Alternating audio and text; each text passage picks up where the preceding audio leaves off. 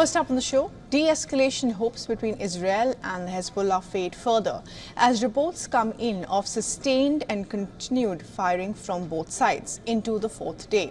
Israel has again ruled out any ceasefire, saying full victory over the Hezbollah was the only way out. Now, daytime Israeli fire against Hezbollah targets continued on Thursday.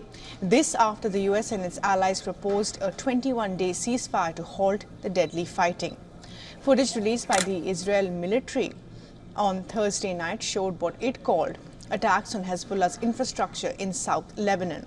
Weapons storage facilities and ready-to-fire launchers were on the radar.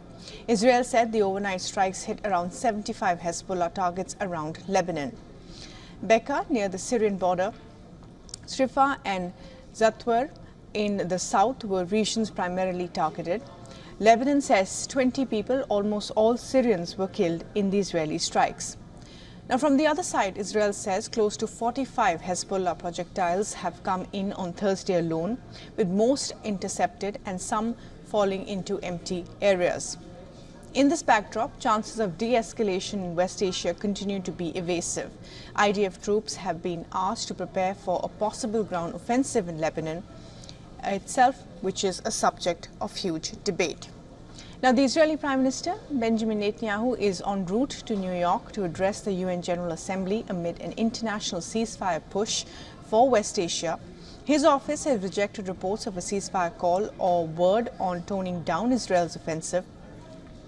Reports only said that Netanyahu has told the army to keep striking with full force, stressing that fighting will continue until all war goals are reached. Now, over just the last 4 days, over 620 people, including militia and civilians, have reportedly been killed in Lebanon. 90,000 people have been displaced. Any rapprochement looks distant at the moment.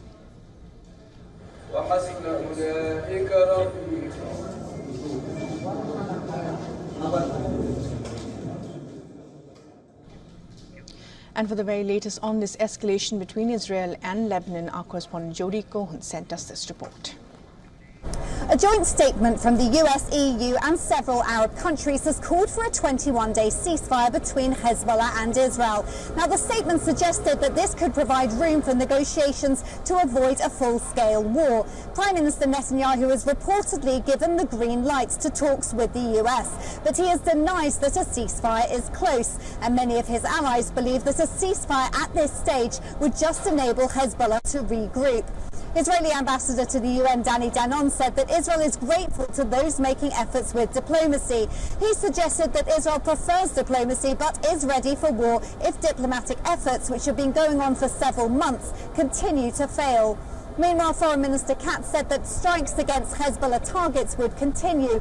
That's after Hezbollah fired a barrage of dozens of rockets at the historic city of Akko. And Iran has suggested that it would back Hezbollah with all means if the fighting with Israel escalates. This is Jody Cohen for WION World as One.